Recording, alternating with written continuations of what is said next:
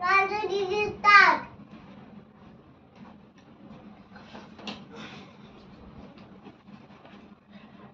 मैं हूं डॉक्टर पार्थ और आज हम फिर से एक बार जुड़ रहे हैं अपने टॉपिक अवध को लेकर के।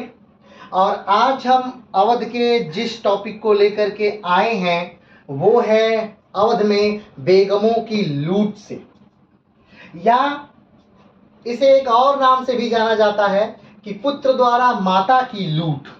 अवध में यही कहा जाता है। वैसे अवध के बाहर जब भी हम इस टॉपिक पे बात करते हैं तो कहा जाता है अवध के बेगमों की लूट, लेकिन जब हम अवध में बात करते हैं तो कहा जाता है पुत्र द्वारा माता की लूट। आप जानते हैं कि जो नवाब हैं अवध के, अभी हम जिसको पढ़ रहे हैं वो आसफ उद दौला हैं, ठीक। और आसफ उद दौला जो हैं वो शुजा उद दौला के पुत्र हैं। शुजा उद दौला की मृत्यु के बाद आसफ उद दौला गद्दी पर बैठते। तो शुजा उद दौला की जो पत्नी हैं और शुजा उद दौला की जो माँ हैं, उन्हीं के धन के लूट को ही अवध के बेगमों की लूट के नाम से जाना जाता है। तो आखिर क्या ऐसी घटना घटी जिसमें अवध के बेगमों को लूटा गया, और क्या ऐसी घटना घटी जिसकी वजह से अवध के ही एक नवाब ने अपनी मां को लूटा, और वो भी एक अंग्रेज की सहायता से। ऐसा क्या हुआ अवध के साथ, उन सारी बातों को हम विस्तार से यहाँ पर जानेंगे। उससे पहले हम पूरा जो पीछे की कड़ियों में हम पढ़ चुके हैं उस सबको एक बार यहाँ रिवीजन करेंगे कि किस प्रकार से ये चीज़ें यहाँ पर बनी। जैसा कि आप जानते हैं कि सबसे पहले अवध को स्थापित करने का जो श्रेय है वो शहादत अली खान को है।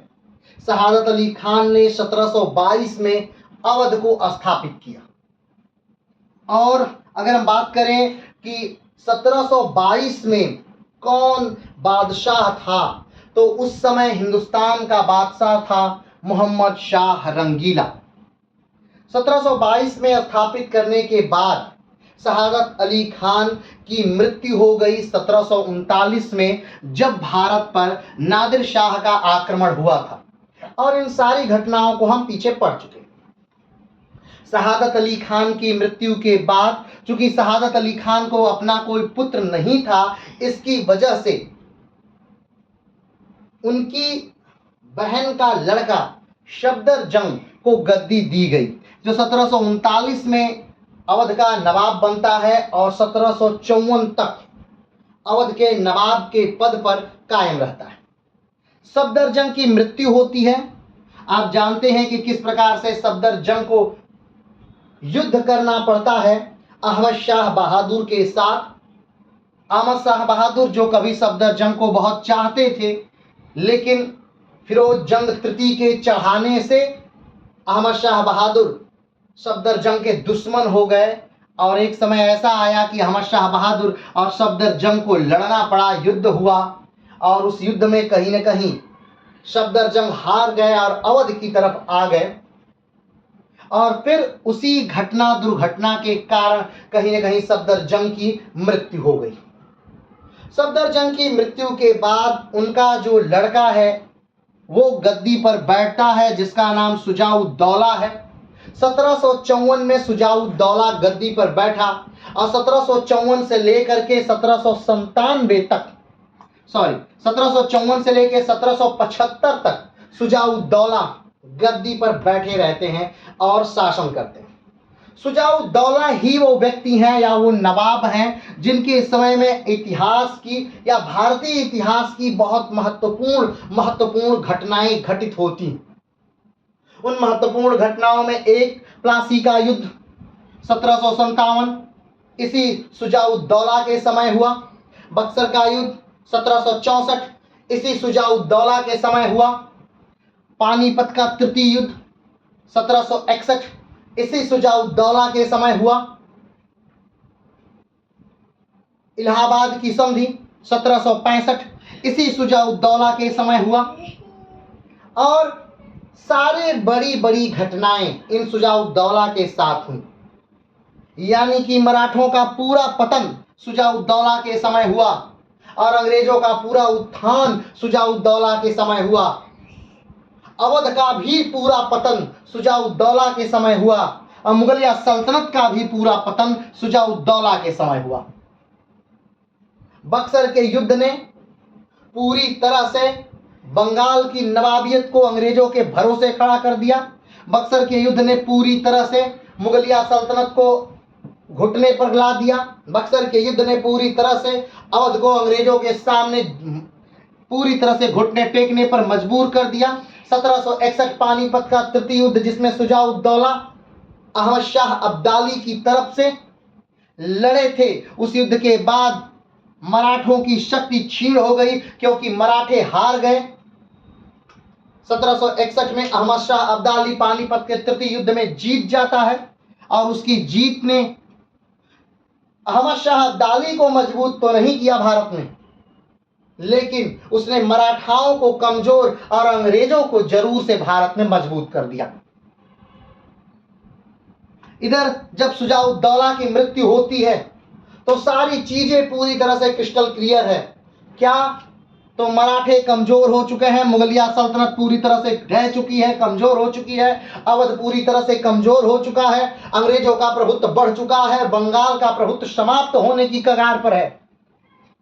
अगर देखा जाए तो 1775 में बंगाल समाप्त ही हो गया। मुबारक-उद-दौला बंगाल का आखिरी नवाब था और सुप्रीम कोर्ट के आदेश से सर्वोच्च न्यायालय 26 मार्च 1774 में बंगाल में स्थापित होता है। उसी सर्वोच्च न्यायालय के निर्णय के अनुसार बंगाल में नवाबियत समाप्त कर दी गई और बंगाल के आखिरी नवाब रहे मुबारक-उद-दौला। जैसा कि आप जानते हैं, बंगाल के प्रारंभिक नवाब मुर्शीद कुली खान 1717 में उन्होंने बंगाल को स्थापित किया। उसके बाद शुजा-उद्दीन, सरफराज खान, अलीवर्दी खान, सिराजुद्दौला 1757 से 1757 तक ही शासन कर पाया। उसके बाद मीर जाफर, मीर कासिम, फिर से मीर जाफर, फिर नजीम-उद-दौला, सैफ-उद-दौला, फिर मुबारक-उद-दौला और मुबारक-उद-दौला से समाप्त हो जाता है, पूरी तरह से समाप्त हो जाता है बंगाल। और बंगाल की सारी शक्ति जो है वो अंग्रेजों के हाथ में आ गई और अब समय है समाप्त होने का अवध का, क्योंकि 1775 में एक तरफ बंगाल समाप्त हो रहा है। 1775 में एक तरफ बंगाल जहां समाप्त हुआ, वहीं दूसरी तरफ 1775 में शुजा-उद-दौला की मृत्यु हो गई और शुजा-उद-दौला के बाद उसका पुत्र आसफ-उद-दौला गद्दी पर बैठ गया। 1775 से 1797 तक वो अवध का नवाब रहा और उस समय अवध के नवाबियत में या अवध में एक व्यक्ति की एंट्री होती है, एक अंग्रेज की एंट्री होती है। कहा जाता है कि भारत में अंग्रेजी सत्ता की जड़ें जमाने में इस व्यक्ति का बहुत महत्वपूर्ण योगदान था और वो व्यक्ति था वॉरेन हेस्टिंग, जो 1774 से लेकर 1785 तक भारत में रहा। या कहा जा सकता है कि बंगाल का पहला गवर्नर जनरल, बंगाल का पहला गवर्नर जनरल, ध्यान दीजिएगा, भारत का गवर्नर जनरल नहीं, बंगाल का पहला गवर्नर जनरल वॉरेन हेस्टिंग था, जो 1774 से लेकर 1785 तक बंगाल में रहा। और इस गवर्नर जनरल के शासनकाल में, यानी वॉरेन हेस्टिंग के शासनकाल में बहुत सारे बड़े बड़े कार्य हुए या यूं कहें तो बहुत बड़ी बड़ी घटनाएं घटी। उन घटनाओं में पिछली घटना हम पढ़ चुके हैं, वॉरेन हेस्टिंग के समय की पिछली घटना को हमने बहुत बारीकी से देख लिया है। ठीक, अभी वॉरेन हेस्टिंग के समय की एक और घटना जिसे कहा जाता है अवध के बेगमों की लूट। वॉरेन हेस्टिंग समय कई बड़ी घटनाएं घटी, जैसे बनारस विद्रोह, जैसे चेत सिंह की लूट, जैसे अवध के बेगमों की लूट, जैसे नंद कुमार को फांसी। ठीक, ये सारी बड़ी बड़ी घटनाएं हैं यही वॉरेन हेस्टिंग के समय में।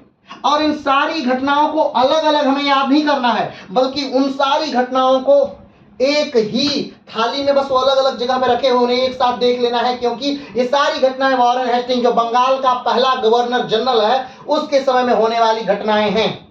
तो 1774 से जो दौर है वो बहुत ही भारत के लिए महत्वपूर्ण है, क्योंकि 1774 में भारत के बंगाल में या कलकत्ता में पहला सुप्रीम कोर्ट सर्वोच्च न्यायालय की स्थापना होती है 1774 में। 1774 में भारत में वॉरेन हेस्टिंग आता है और बंगाल का गवर्नर जनरल बनाया जाता है। 1774 की घटना है वॉरेन हेस्टिंग जब यहां अपना पद ग्रहण कर रहा है। 1774 1775 वो साल है जब समाप्त कर दिया जाता है बंगाल की नवाबियत, वो 1775 का समय है। ये सारी कड़ियां इसी के समय में जुड़ रही हैं। 1781 अवध के बेगमों की लूट हो जाती है, लूट होती है। चैत सिंह का विद्रोह, बनारस विद्रोह, चैत सिंह की लूट, चैत सिंह का ग्वालियर भाग जाना, वो सारी चीजें आप पढ़ चुके हैं।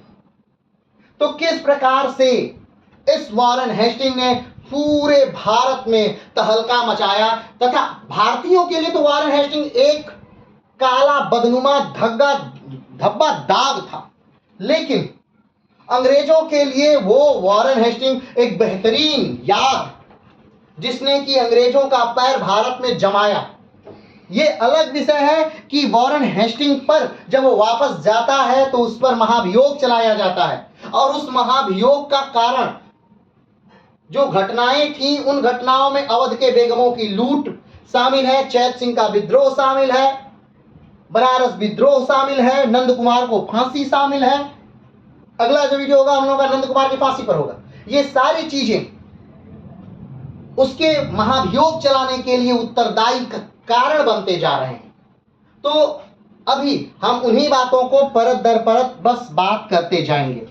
ठीक, तो हमने बात की थी कि शुजा-उद-दौला जो हैं उनकी मृत्यु हो जाती है 1775 में, लेकिन 1774 में ही वॉरेन हेस्टिंग आ चुका है। 1774 में ही ध्यान दीजिएगा, वॉरेन हेस्टिंग के समय में बहुत सारे कार्य हुए हैं, ध्यान दीजिएगा।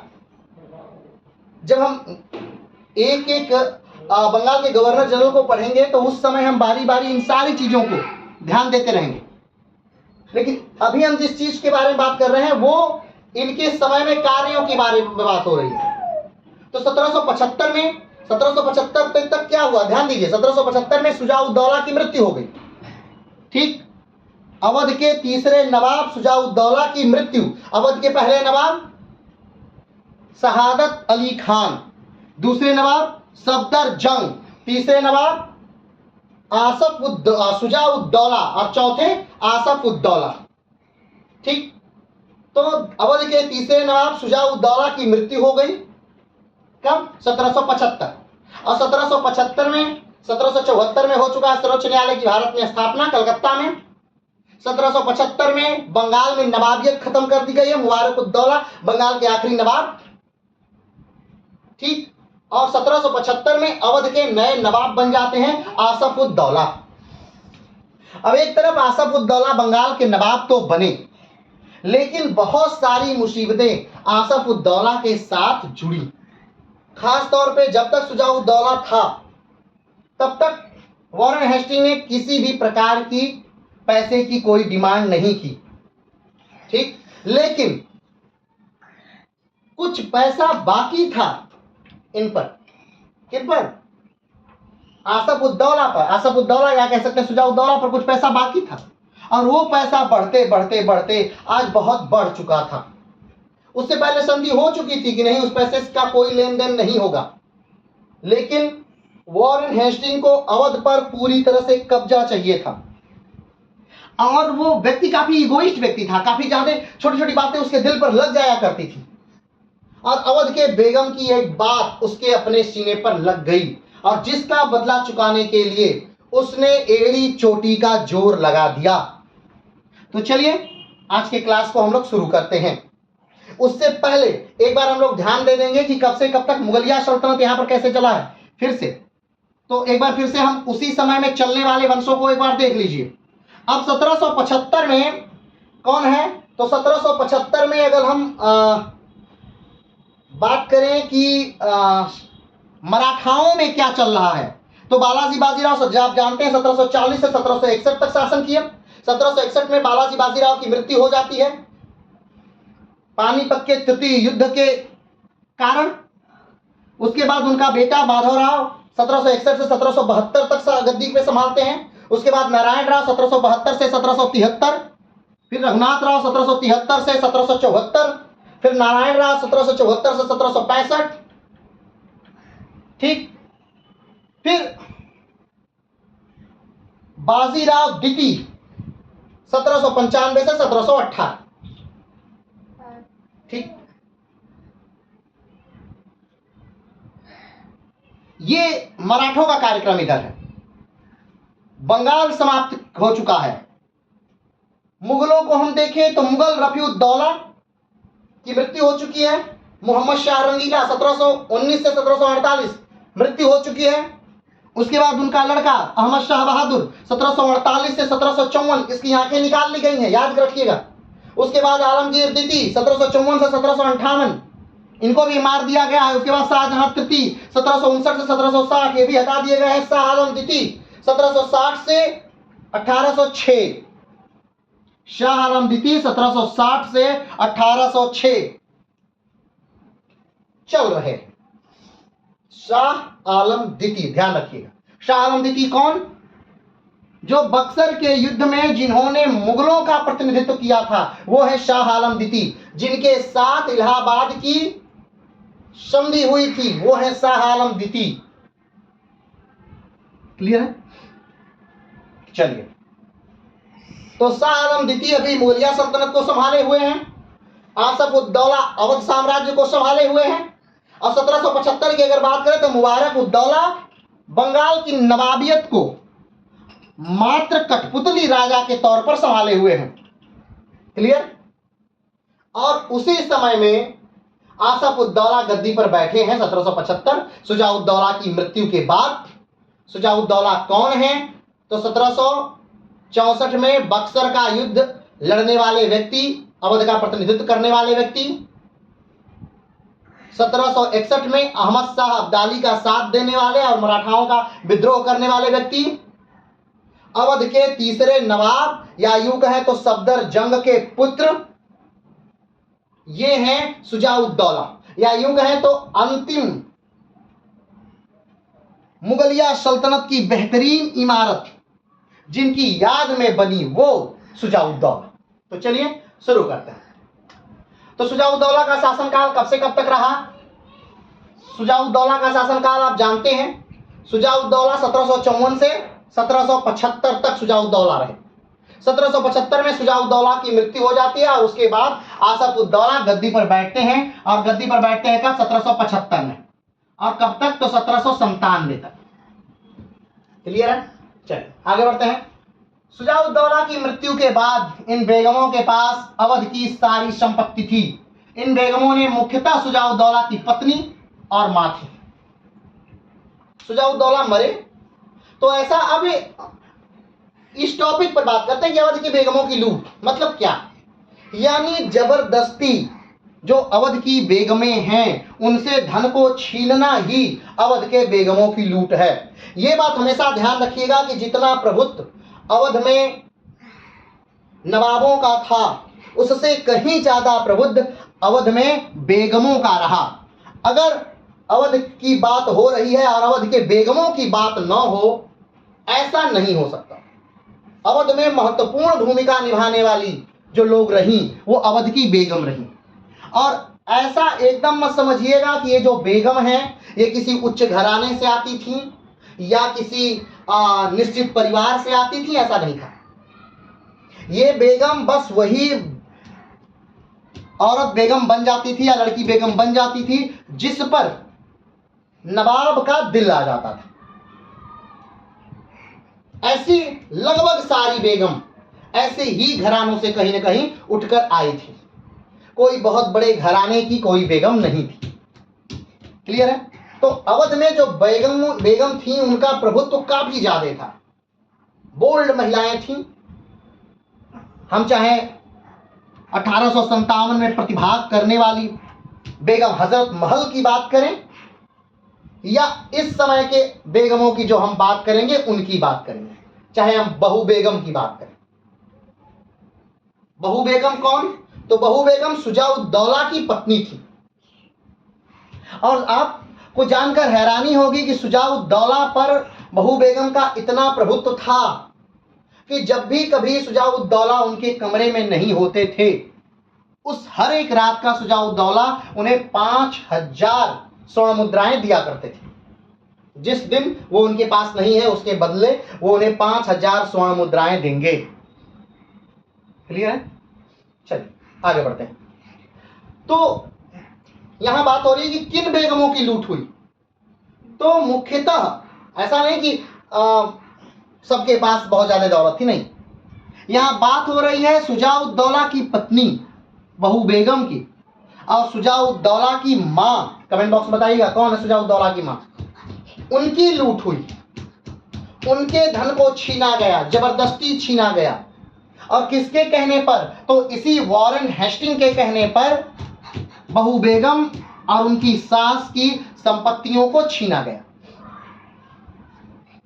तो शुजाउद्दौला की जब मृत्यु होती है तो उसके बाद उनकी पत्नी का काफी प्रभुत्व था, साम्राज्य पर काफी ज्यादा उनका नियंत्रण भी था बहू बेगम का। ये आसफउद्दौला नवाब तो बन गए थे, लेकिन इनका कंट्रोल नहीं था फैजाबाद पे। फैजाबाद यानी अवध की राजधानी। फैजाबाद को कब बसाया गया था बताइएगा कमेंट बॉक्स में। तो फैजाबाद अवध की राजधानी थी और फैजाबाद में जिसका नियंत्रण चलता था वो थी बहू बेगम, वो थी उनकी सास, उनका नियंत्रण चलता था। या यूं कहें तो महिलाओं का नियंत्रण चलता था फैजाबाद में। और उस महिलाओं के नियंत्रण को आसफउद्दौला तोड़ नहीं पा रहे थे क्योंकि इनकी पैठ बहुत मजबूत थी और बहुत अंदर तक थी। अंतिम में आसफउद्दौला इन बातों से परेशान हो गए। आसफउद्दौला इन बातों से परेशान हो गए और आसफउद्दौला इन बातों से परेशान हो करके राजधानी बदल देते। ठीक, आसफउद्दौला क्या किए? राजधानी बदल दी। और राजधानी बदलने का मुख्य कारण यही था कि कंट्रोल आसफउद्दौला अपने हाथ में चाहते थे, जो कि कभी भी फैजाबाद में संभव नहीं था। कि फैजाबाद में रहते हुए कंट्रोल उनके हाथ में रहे, यह संभव नहीं था, क्योंकि सारे लोग जो ज्यादा वफादार थे वो किसके प्रति ज्यादा वफादार थे? तो वो बहू बेगम के प्रति, ठीक, ज्यादा वफादार थे। बहू बेगम कौन? तो शुजाउद्दौला की पत्नी। क्लियर है? इसलिए आसफउद्दौला को अपनी राजधानी बदलनी पड़ी। उन्होंने राजधानी बदल दिया। तब भी फैजाबाद में कंट्रोल इन्हीं का रहा, बहू बेगम का ही कंट्रोल फैजाबाद में रहा। इन्होंने राजधानी तो बदल दी, लेकिन आसफउद्दौला ये बात जानते थे। अच्छा, एक बात और, सत्ता किसी के हाथ में रहे, सत्ता किसी के हाथ में रहे, कंट्रोल किसके हाथ में रहता है? कंट्रोल उसी के हाथ में रहता है जिसके हाथ में ज्यादा पैसा है। जिसके हाथ में ज्यादा पैसा, कंट्रोल उसके हाथ में। तो बहू बेगम के हाथ में ज्यादा पैसा था, इसलिए लोग ज्यादा सम्मान बहू बेगम का करते थे और ज्यादा कंट्रोल जो था वो बहू बेगम का था राजनीति में। उसी कंट्रोल को कहीं ना कहीं अपने हाथ में लेना चाह रहे थे आसफउद्दौला। ठीक, और ऐसा नहीं था कि ये बातें लोगों को नहीं पता चल रही थी या ये बातें लोगों को नहीं दिख रही थी। लोग भी इस बात को देख रहे थे और महसूस कर रहे थे कि आसफउद्दौला और उनकी मां बहू बेगम में बहुत ज्यादा खींचतान है धन को लेकर के। और इस बात का सबसे ज्यादा जो लाभ उठाना चाहता था या जिसने लाभ उठाया वो कौन था? वो वॉरेन हेस्टिंग था। क्लियर है? तो अवध की बेगमों की लूट का मतलब बस इतना समझिएगा कि बहू बेगम और उनकी सास का को मुख्यतः लूटा गया। इन्हीं दोनों लोगों को मुख्यतः लूटा गया, और वो भी इनकी मर्जी के खिलाफ, और वो भी बिना किसी कारण के, क्योंकि सरकार से यानी कंपनी से पहले समझौते हो चुके थे जिसमें कंपनी ने कहा था कि निश्चित धन दीजिए, हम आपके धन की सुरक्षा करेंगे, और इन बेगमों ने निश्चित धन दिया था। लेकिन कंपनी, खास तौर पे वॉरेन हेस्टिंग अपनी बात से, यानी कंपनी के बात से जो पहले समझौते हुए थे उन बातों से पलट गया। और ये पलटना ही अवध की बेगमों का लूट था एक तरह। ठीक, चलिए आगे शुरू करते हैं। चलिए, अगली पंक्ति में कहा जा रहा है कि कंपनी का बहुत सारा धन अवध पर बाकी था, क्योंकि जो ब्रिटिश सेना अवध में थी वो अंग्रेजों की थी और उसका खर्च बहुत दिनों से कंपनी नहीं दे। अब एक बात आएगी, आखिर में क्यों लूटा गया? अवध में बेगमों को, बहु बेगम को, उनकी सास को क्यों लूटा गया? क्या कारण था? तो कारण ये था, देखिए वैसे तो कारण कोई नहीं था, लूट का कोई कारण था ही नहीं, औरतों से जबरदस्ती धन लेने का कोई कारण नहीं था, लेकिन फिर भी लिया गया। तो अब उस लिया गया में भी क्या कारण दिखाया गया, ये हम जानने का प्रयास करते हैं। तो ध्यान दीजिएगा, उसे ध्यान से समझिएगा। आप जानते हैं कि 1764 में जब बक्सर का युद्ध हुआ, 1764 में जब बक्सर का युद्ध हुआ, तो बक्सर के युद्ध के होने के बाद, बक्सर के युद्ध में मुगलिया सल्तनत हार गई, बक्सर के युद्ध में अवध हार गया, बक्सर के युद्ध में मीर कासिम हार गए। तीनों लोगों की जो संयुक्त सेना थी वो हार गई। मीर कासिम जो बंगाल के नवाब थे, या हटाए हुए नवाब थे, या भागे हुए नवाब थे, जो कह लीजिए, वो उसी युद्ध के बाद कहां गायब हो गए, कहां भाग गए, नहीं पता चला। बचे दो लोग, शाह आलम द्वितीय और शुजाउद्दौला। इन दोनों लोगों के साथ 1765 में एक संधि होती है। इसी संधि को इलाहाबाद की प्रथम और इलाहाबाद की द्वितीय संधि के नाम से जानते हैं। इसी इलाहाबाद की संधि में यह निर्णय लिया गया कि जो अवध है वो अपनी सेना नहीं रखेगा, यानी अवध को पूरी तरह से अंग्रेजों पर आश्रित कर दिया गया कि अवध अपनी पूरी सेना नहीं रखेगा, बल्कि अवध की रक्षा अंग्रेज करेंगे। तो क्या अवध की रक्षा अंग्रेज अपना धन लगा के करेंगे? नहीं, अवध की रक्षा के लिए अंग्रेज अपनी सेना देंगे, लेकिन सैनिकों का जो खर्चा है, सैनिकों का वेतन भत्ता जो है, सैनिकों का खान पान जो है, सैनिकों का वस्त्र जो है, सैनिकों की तलवारें, सैनिकों की ढालें, सैनिकों के औजार, सैनिकों के लड़ने के सारे हथियार, वो सब कुछ अवध ही देगा। यानी सैनिक रहेंगे अंग्रेजों के और खर्चा रहेगा अवध का। और कहने के लिए यह भी रहेगा कि अंग्रेज अवध की हिफाजत कर रहे हैं। ठीक, अंग्रेजों का जो खर्चा था, जो तनख्वाह थी, वो कहीं ज्यादा थी। जिस तनख्वाह पे अवध के नवाब अपने यहां सैनिक रखते थे, उनकी तनख्वाह से अंग्रेजों की तनख्वाह काफी ज्यादा थी। अब उतना ज्यादा रकम अवध नहीं दे पा रहा था। ऐसा नहीं कि पूरा नहीं दे पा रहा था, अवध अंग्रेजों को पैसा दे रहा था, लेकिन उतना पैसा नहीं दे पा रहा था जितना अंग्रेज मांग रहे थे। तो जो रकम नहीं दे पा रहा था वो अवध के नवाबों पर चढ़ता गया, और अंग्रेजों ने कुछ नहीं बोला कि ठीक है चलिए कोई बात नहीं। लेकिन हाँ, हिसाब था कि अवध के नवाबों पर कितना रकम अंग्रेजी सरकार का या कंपनी का चढ़ रहा है, और वो पैसा चढ़ता रहा। अंग्रेजी सेना अवध में थी अवध की रक्षा के लिए, और अवध उनका खर्चा देता था, लेकिन पूरा खर्चा नहीं दे पा रहा था। जितनी रकम निर्धारित हुई थी उतनी नहीं दे पा रहा था, इसलिए कुछ पैसा धीरे धीरे चढ़ता रहा अवध के नवाबों पर। कंपनी ने कुछ नहीं कहा। ठीक, तो वही बात करेंगे, उसका खर्च बहुत दिनों से नहीं दे पा रहा था। यही खर्च बढ़ते बढ़ते ज्यादा हो गया, और इस पैसे को ही गलत तरीके से प्राप्त करना बेगमों की लूट का ही गई।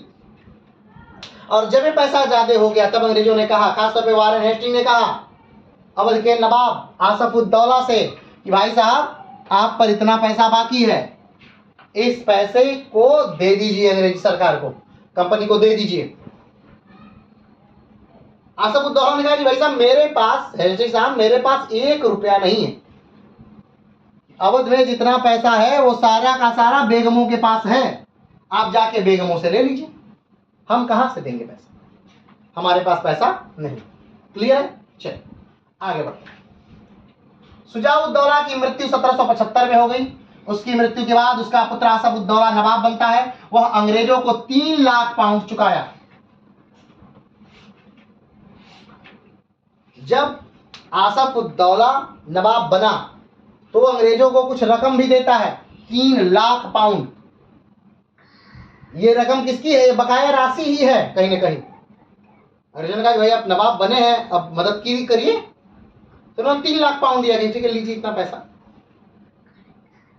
ठीक बात समझ रहे हैं?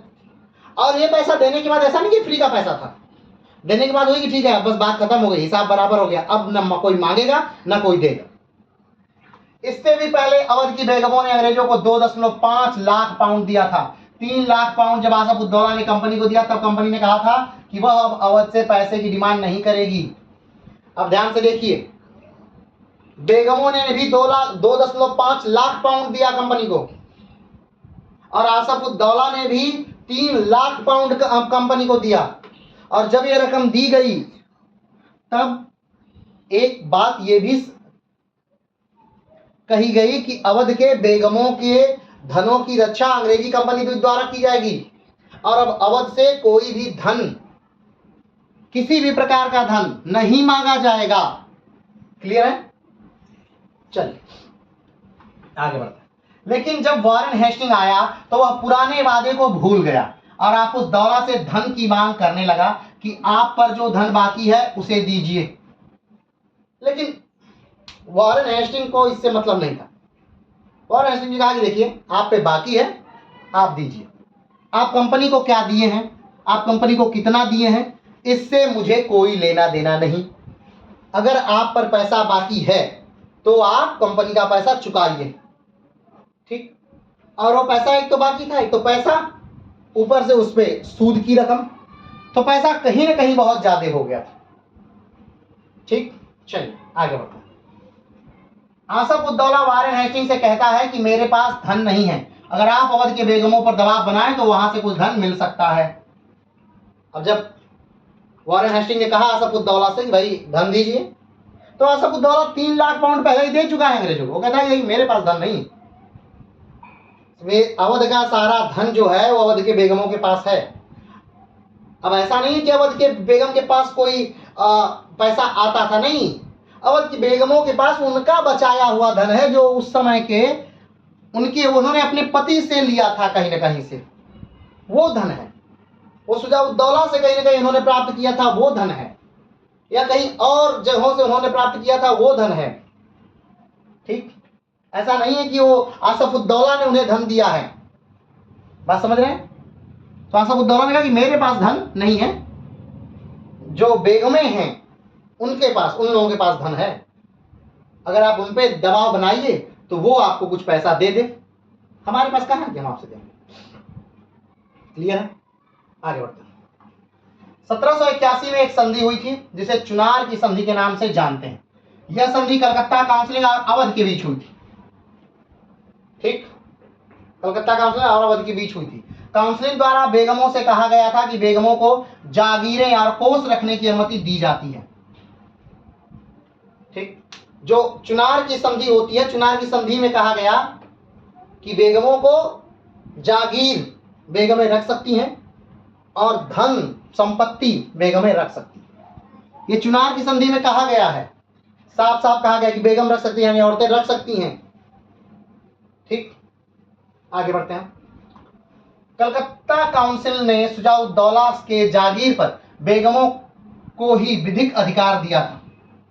कलकत्ता काउंसिल यानी एक तरह से कंपनी ने ही शुजाउद्दौला की जो भी संपत्ति थी उस पर कहा था कि इस संपत्ति पर उन्हीं की पत्नी और उन्हीं की मां का हक है। ये स्वयं बात कलकत्ता काउंसिल ने कही है। ठीक, तो शुजाउद्दौला की संपत्ति किसकी हुई भाई? चलिए नवाब तो बन गए आसफुद्दौला, लेकिन उनकी जो संपत्ति है, जो धन है, ऐसा नहीं, हम ये नहीं कह रहे कि जो कर आ रहा है वो नहीं, जो धन है जो उनका स्थिर धन है वो किसका रहेगा? तो वो उनकी बेगमों का है, वो उनकी माँ का है। ये कलकत्ता काउंसिल ने बात कही थी साफ साफ। ठीक, आगे बढ़ते हैं। लेकिन वॉरेन हेस्टिंग ने अंग्रेजों द्वारा की गई 1781 की संधि को तोड़ दिया और आफुस दौला को सारे धन पर अधिकार दे दिया। ठीक, वॉरेन हेस्टिंग ने क्या किया? वॉरेन हेस्टिंग ने आसफुद्दौला से कहा, वॉरेन हेस्टिंग ने आसफुद्दौला से कहा कि जितना भी धन है वो सारा धन आपका है और आप उसको जबरदस्ती ले सकते हैं, छीन सकते हैं। और कहीं ना कहीं आसफुद्दौला भी यही चाहते थे, क्योंकि अपनी मां से उनकी पटरी नहीं बैठती थी। उनको धन चाहिए था और उनकी मां धन देने के लिए तैयार नहीं थी। ठीक, तो वॉरेन हेस्टिंग ने क्या कह दिया? अधिकार पूरा दे दिया किसको? आसफुद्दौला को। जबकि इससे पहले कलकत्ता काउंसिल कह चुका है कि शुजा-उद-दौला की संपत्ति पर उनकी बेगमों का अधिकार है। और उससे पहले चुनार समझौता भी हो चुका है और चुनार संधि में भी ये बात कही जा चुकी है कि आसफुद्दौला की संपत्ति को रखने का अधिकार किसका है? तो बेगमों का है। बेगम जागीरें रख सकती हैं, बेगम धन रख सकती हैं, कोष रख सकती हैं। ये चुनार समझौता कह चुका है और ये कलकत्ता काउंसिल भी बात कहीं ना कहीं कह चुकी है। लेकिन उन सारी समझौतों को, सारे कंपनी के वादों को वॉरेन हेस्टिंग ने तोड़ा और कहा किससे? आसफुद्दौला से कि आपका पूरा अधिकार है उस धन पर। जो शुजा-उद-दौला की संपत्ति थी या अवध के बेगमों के पास जितनी भी संपत्ति है, चाहे वो जहां से आई हो, उस पर आसफुद्दौला का अधिकार है और आसफुद्दौला उसे ले सकते हैं चाहे जिस तरीके से। तो जाइए आसफुद्दौला और अपनी संपत्ति आप जिस भी तरीके से चाहते हैं प्राप्त करिए, छीन के प्राप्त करिए, मार के प्राप्त करिए, काट के प्राप्त करिए, जैसे भी चाहिए अपनी संपत्ति जाकर आप ले लीजिए। ठीक, और आसफुद्दौला यही चाहते थे। क्लियर है? चलिए आगे बढ़ते हैं। लेकिन आसफुद्दौला अपने ही खानदान के बेगमों को धन को छीनने में संकोच कर रहा था। इसलिए वॉरेन हेस्टिंग द्वारा सेना भेजकर बेगमों को महल को चारों तरफ से घेर लिया गया तथा उस राजमहल के हिजड़ों दासों को बंदी बनाकर अंग्रेजों सैनिकों ने बुरी तरह पीटा। ये घटना 1782 की है। अब आसफुद्दौला भाई संकोच कर रहे हैं। वॉरेन हेस्टिंग ने कहा कि आसफुद्दौला जी जाइए और लूट लीजिए अपने धन को, अपनी महल की बेगमों से, अपनी मां से, अपनी दादी से लूट कर लाइए और हमको दीजिए इतना धन। अब आसफुद्दौला ने कहा कि नहीं भाई, मेरे परिवार वाले हैं, हम छीनेंगे तो इतिहास बुरा भला कहेगा, तो आप थोड़ा सेना भेज दीजिए, आप लूटवा लीजिए, हम सहयोग कर देंगे। ठीक, तो वॉरेन हेस्टिंग सेना भेजते हैं, महल के बेगमों को, औरतों को बाहर निकाल करके बुरी तरह पीटा जाता है, बहुत बुरी तरह पीटा जाता है। उनकी बहुत बुरी बेइज्जती की जाती है। उनके गले से, कानों से, हाथों से छीन छीन कर, जबरदस्ती पीट पीट कर उनके आभूषण लिए जाते हैं। उनके रखे हुए हर एक गहने को जबरदस्ती छीन लिया जाता है। कहा जाता है कि इसके पास, उनके पास एक फूटी कौड़ी नहीं बचने दी गई। ठीक, चलिए आगे बढ़ते हैं। इस घटना से डरकर बेगमों ने 10.5 लाख पाउंड आसफुद्दौला को दे दिया। सुरक्षा के नाम पर यह सारा आसफुद्दौला वॉरेन हेस्टिंग को दे देता है। अब ये घटना इतनी बुरी थी, इतनी बुरी हरकत हुई बेगमों के साथ कि वो डर गई, सहम गई और उन्होंने 10.2 लाख पाउंड, ध्यान दीजिएगा, रुपया नहीं पाउंड, आसफुद्दौला को दे दिया। किस बात पे? भाई साहब ले लीजिए, 10.5 लाख पाउंड ले लीजिए और बस हमें सुरक्षा की गारंटी दे दीजिए कि हमें आप सुरक्षित रखेंगे। ठीक, लूट के बाद की बात है ये। बुरी तरह बेगमों को लूटा गया, वहां धन लूटा गया और फिर उनसे निश्चित धनराशि ली गई। अब इस बात को, यानी कि 1782 की इस घटना को 2025 में समझना ये बहुत कठिन कार्य है कि किस प्रकार से अंग्रेज उस शाही महल में प्रवेश किए होंगे, किस प्रकार से शाही महल के हर एक नौकर को, चाकर को बाहर निकाला गया होगा, उसे नग्न किया गया होगा, उसे मारा गया होगा, उसे पीटा गया होगा, उसके नाथों को, उसकी कान की बालियों को, उसके हाथ के कंगनों को जबरदस्ती नोचा और खसीटा गया होगा, और फिर बेगमों से बहुत बदतमीजी की हो गई होगी, मारपीट की गई होगी, उनके धनों को छीना गया होगा। इस बात को समझना सच में आज कठिन है, लेकिन फिर भी ये इतनी बुरी घटना थी कि अंग्रेजों ने खुद, एक अंग्रेज स्वयं दूसरे अंग्रेज पर, वारेन हेस्टिंग पर स्वयं एक अंग्रेज महाभियोग लगाता है और महाभियोग चलाया जाता है। वारेन हेस्टिंग पे महाभियोग का एक प्रमुख कारण ये भी था। वैसे तो बहुत सारे कारण थे, चेत सिंह की विद्रोह, बनारस विद्रोह, चेत सिंह की लूट, अवध की बेगमों की लूट, नंद कुमार को फांसी, ये सारी घटनाएं वारेन हेस्टिंग पर महाभियोग के कारण थे। लेकिन उसमें जो सबसे महत्वपूर्ण बिंदु था वो था अवध के बेगमों की लूट। क्लियर है? चलिए आगे बढ़ते हैं। अल्फ्रेड लायन नामक एक अंग्रेज ने इस घटना को एक कायराना घटना बताया है। अल्फ्रेड लायन ने कहा है कि ये जो घटना है, जो अवध के बेगमों को लूटा गया, इतनी बुरी तरह, ये कायराना घटना है। ठीक, आगे बढ़ते हैं। रसिक मिजाज शुजाउद्दौला के बारे में कहा जाता है कि वे अपनी बेगम, बहू बेगम से बहुत डरते थे और यह तय शर्त के अनुसार जो रात वो उनके महल से बाहर गुजारते उसके लिए उसे 5,000 रुपए का हर्जाना देते थे। लेकिन यह हर्जाना भी उनकी विलासिता को रोकने में कारगर नहीं हो पाया था और एक समय बेगम के हर्जाने की आमदनी उनकी जागीरों की आमदनी से ज्यादा हो गई थी। इन आमदनी से ही उन्होंने अपने महल में चांदी का चबूतरा बनवाया था। 1748 में उन्होंने इसी महल में अपने बेटे आसफुद्दौला को जन्म भी दिया था। अब क्या कहना चाह रहा है इसे समझते हैं। क्योंकि जो शुजाउद्दौला हैं वो काफी ज्यादा विलासी आदमी है, उनका काफी ज्यादा महिलाओं से संबंध है, और ठीक तो लेकिन जो सबसे उनकी प्रभावी बेगम है वो बहू बेगम है। सबसे प्रभावी बेगम बहू बेगम। तो बहू बेगम से शुजाउद्दौला से एक तरह से एक डील हुई थी। क्या? कि अगर शुजाउद्दौला बहू बेगम के कमरे में नहीं आएंगे जिस रात, या उनके साथ नहीं रहेंगे, इसके बदले में उन्हें हर्जाने के तौर पर 5,000, क्या चीज, 5,000 रुपया बहू बेगम को देना पड़ेगा।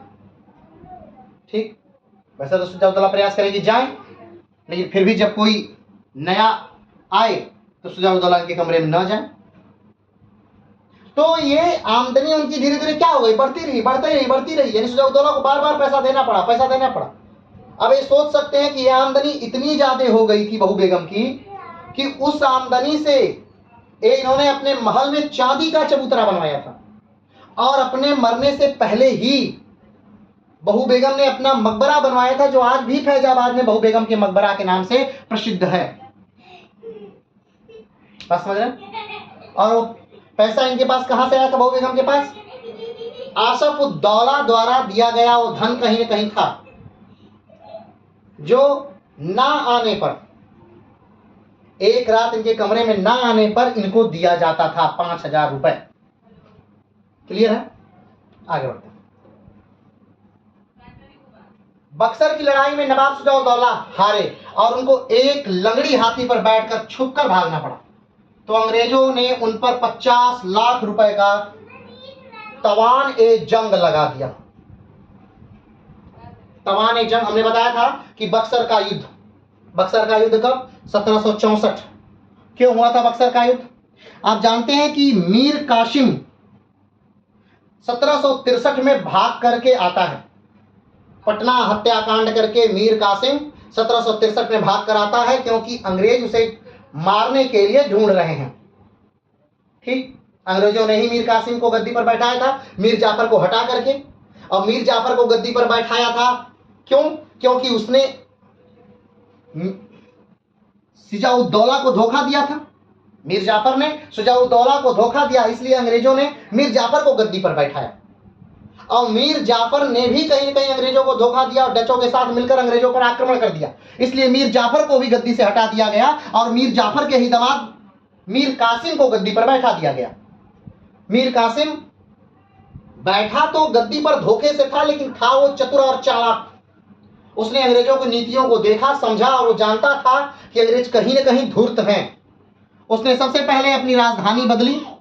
उसने अपना जो लड़ने के हथियार थे उसे आधुनिक करवाए, फ्रेंच प्रशिक्षकों को बुलाया, उससे अपने सैनिकों को ट्रेंड करवाया, अपने तोपों को मजबूत किया, अपने सैनिकों को मजबूत किया, एक फ्रेंच प्रशिक्षक अपनी सेना में रखवाया और अंग्रेजों के साथ एक संधि करता है कि अंग्रेजों को भी कुछ चुंगी देनी पड़ेगी। और जब अंग्रेज उस चुंगी देने से मना करते हैं तब मीर कासिम ने कहा कि मैं हिंदुस्तान के सारे व्यापारियों को बंगाल में कर मुक्त चुंगी यानी कर मुक्त व्यापार करने की अनुमति देता हूं, जिससे अंग्रेज बहुत नाराज हो गए और उन्होंने मीर कासिम पर आक्रमण कर दिया। और मीर कासिम शुरू में तो जीता, लेकिन बाद में वो हारता रहा। और जब मीर कासिम ने देखा कि मैं पूरी तरह से हार जाऊंगा तो उसने पटना में बंद 148 अंग्रेजी कैदियों को मार करके सुजाउद्दौला के पास, अवध के नवाब के पास चला आया भाग करके। अवध के नवाब के पास उसी समय, उससे पहले से ही मुगलिया सल्तनत के जो राजा हैं शाह आलम द्वितीय, वो कहीं न कहीं रह रहे हैं, क्योंकि वो भी अपनी जान के भय से अपने ही वजीर के कारण वहां वो भी आके रह रहे हैं। तो एक भगोड़े आए हैं और दूसरे अपनी जान बचाने के लिए वहां पे शरण पाए हुए हैं। तो अब ये 3 लोगों की संयुक्त सेना बनती है। बंगाल के नवाब मीर कासिम, अवध के नवाब सुजाउद्दौला और मुगलिया सल्तनत के राजा शाह आलम द्वितीय। अब तीनों लोग संयुक्त रूप से 1764 में बक्सर के युद्ध में अंग्रेजों से लड़ते हैं और अंग्रेज इस युद्ध में जीत जाते हैं और ये तीनों संयुक्त सेना हार जाती है। जब ये तीनों संयुक्त सेना हार जाती है तो मीर कासिम कहीं भाग जाते हैं, पता नहीं चलता। इतिहासकारों का मानना है, कुछ कहा कि उसी युद्ध में मारे गए, कुछ इतिहासकार मानते हैं कि नेपाल भाग कर चले गए, कुछ इतिहासकार मानते हैं कि वहीं पर भीख मांगते हुए मर गए। अब जो सही रहा हो, लेकिन 2 लोग नहीं भाग पाए, एक शाह आलम द्वितीय और दूसरे सुजाउद्दौला। इन लोगों के साथ 1765 में इलाहाबाद की संधि होती है। ठीक, अब इलाहाबाद की संधि में इन पर बहुत सारा धन, उसी बक्सर के लड़ाई में जब सुजाउद्दौला हार गए तो वो कैसे भागे, तो एक कहानी है कि एक बूढ़ी हाथी थी, लंगड़ी हाथनी, उस पर बैठे और किसी तरह भाग करके अपने प्राण बचा करके ये वापस आ गए। अंग्रेजों ने जब इलाहाबाद की संधि हुई तो इन पर 50 लाख रुपए का तवाने जंग लगा दिया। तवाने जंग यानी हर जाने की रकम, यानी जब भी कोई राजा किसी राजा से लड़ता है और लड़ाई में हार जाता है तो उसे उस लड़ाई का खर्च वहन करना होता है। दोनों तरफ का जो खर्च हुआ उसको देना पड़ता है सामने वाले जीते हुए राजा को। उसी को तवान ए जंग कहा जाता है। तो तवाने जंग किसको देना था? अंग्रेजों को। और अंग्रेजों ने कितना का तवाने जंग लगाया? 50 लाख रुपए का। तो ध्यान दीजिएगा, लगा दिया। इस तवान की अदायगी में नवाब का खजाना खाली हो गया। तो 20 लाख रुपए उनकी बेगम उस्मत उल जोहरा ने अपने जेवर वगैरह बेच कर दिए। इसके लिए उन्हें अपने सुहाग की नथ तक बेचनी पड़ी, फिर भी रकम पूरी नहीं हुई। तो ध्यान दीजिए, जो पैसे उन्होंने लिए थे सुजाउद्दौला से, वो कहीं ना कहीं जब 1764 का बक्सर का युद्ध हुआ तो उन्होंने उसमें 20 लाख रुपए दिए। और उस 20 लाख रुपए देने में बहुए बेगम ने अपने सारे गहने, सारे जेवर, सारे आभूषण, अपनी सारी जमा पूंजी सब कुछ दे दी। लेकिन फिर भी अंग्रेजों की कुछ न कुछ रकम बची ही रह गई। किस पे? सुजाउद्दौला पर। 50 लाख की राशि लगाई गई, 20 लाख अकेले उनकी बेगम ने दे दिए। लेकिन फिर भी सुजाउद्दौला पूरी रकम नहीं चुका पाए। आगे बढ़ते हैं। उनके पुत्र आसफ उद्दौला नवाब बने तो राजधानी फैजाबाद से लखनऊ उठाकर ले गए। इसका एक कारण बहू बेगम यानी उनकी मां से उनका पटरी न बैठना भी था। हमने बताया कि जब तक शुजाउद्दौला राजा थे या नवाब थे, तब तक जो अवध था उसकी राजधानी जो थी वो फैजाबाद थी, क्योंकि फैजाबाद को शहादत अली खान ने बसाया था। ठीक, कमेंट बॉक्स में बताइएगा कब बसाया था। तो शहादत अली खान ने फैजाबाद को बसाया और फैजाबाद धीरे धीरे धीरे धीरे करके शुजाउद्दौला के समय तक बहुत ज्यादा उन्नति कर लिया था। लेकिन जब शुजाउद्दौला की मृत्यु होती है तो फैजाबाद का पूरा कंट्रोल जो है उनकी बेगमों की हाथ में है। ठीक, उज़्मत उल जोहरा, जिनको बहू बेगम के नाम से जानते हैं, उज़्मत उल जोहरा, उनके हाथ में पूरा कंट्रोल है। और उनके जो पुत्र हैं आसफ उद्दौला, आसफ उद्दौला का अपनी मां उज़्मत उल जोहरा से अच्छा तालमेल नहीं है, यानी हमेशा कहीं ना कहीं लड़ाई की स्थिति है दोनों में। और रहना फैजाबाद में है, आसफ उद्दौला को राजधानी फैजाबाद में आसफ उद्दौला की। अब राजधानी उनकी फैजाबाद में है तो रह नहीं पा रहे हैं। क्यों नहीं रह पा रहे हैं? क्योंकि हर बात पे कहीं ना कहीं द्वंद्व हो जा रहा है उनका उनकी मां से। तो आसफ उद्दौला अपनी राजधानी बदल रहे हैं और फैजाबाद से लखनऊ से लेकर के वो परिवर्तित कर दे रहे हैं, लखनऊ राजधानी कर दे रहे हैं। क्लियर हो गई? राजधानी कहां पहुंच गई आसफ उद्दौला की? लखनऊ। कारण उज़्मत उल जोहरा और उज़्मत उल जोहरा की सास, इन दोनों से उनका व्यवहार अच्छा नहीं है अपनी मां और अपनी दादी से, जिसके कारण उन्होंने राजधानी बदल दी। ठीक, आगे बढ़ते हैं। वॉरेन हेस्टिंग भारत आया तो नवाब बेगम की शुजाउद्दौला से कही बात कि 12 फिरंगियों को मेयर की पालकी उठाने के लिए बचा लेना उसके कलेजे में सालती रही। अब देखिए, वैसे तो वॉरेन हेस्टिंग बुरा था ही, इसमें कोई शक नहीं है, लेकिन उसने स्पेशली अवध की बेगमों को लूटने का प्लान क्यों बनाया? क्यों उसने अवध की बेगमों को लूटा? इसका कारण क्या था, ये जानने वाला विषय। तो जैसे हर चीज के कई कारण होते हैं, लेकिन कोई एक पिन पॉइंट होता है, कोई एक त्वरित घटना होती है। बेगमों को लूटने का कारण यह भी था कि बनारस में जब आक्रमण हुआ तो बनारस में कुछ राशि मिल नहीं पाई। जितना धन उन्होंने बनारस से अपने सैनिकों पर खर्चा किया उतना भी धन बनारस से नहीं मिल पाया, क्योंकि चैत सिंह सारा पैसा लेकर के ग्वालियर चले गए थे। ठीक, तो उन्हें कहीं ना कहीं से पैसा प्राप्त करना था। तो एक बार बेगम ने कहा था शुजाउद्दौला से, इनके सामने ही, वॉरेन हेस्टिंग के सामने ही, कि भाई ये जो 12 गोरे हैं, फिरंगी हैं, इनको मेरी पालकी उठाने के लिए भिजवा देना। इनसे मैं अपनी पालकियां उठवाऊंगी, ये मेरी पालकी उठा पाएंगे, इतनी ताकत है इनमें, तो इनको 12 को भेज देना मेरी पालकी उठाने के लिए। और कहीं ना कहीं वॉरेन हेस्टिंग को बहू बेगम की कही हुई ये बात बुरी लग गई और वो कहीं ना कहीं बहू बेगम को सबक सिखाना चाहता था, अवध की बेगमों को उनकी औकात दिखाना चाहता था, इसलिए भी उसने अवध की बेगमों की लूट कराई। ये भी एक कारण था। ठीक, चलिए आगे बढ़ते हैं। बहू बेगम ने बनारस के राजा चेत सिंह को अंग्रेजों के विरुद्ध झंडा उठाए हुए थे को अपना भाई बना लिया, तो हेस्टिंग को जल भूनकर उसने बहू बेगम व आसफ उद्दौला की अनबन का लाभ उठाकर उन्हें लूटवा दिया।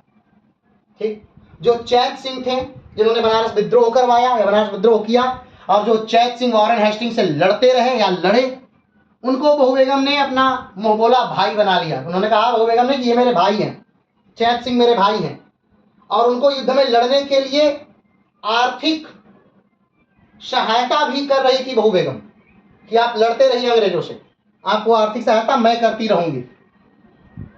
तो इस बात से वॉरेन हेस्टिंग और ज्यादा परेशान था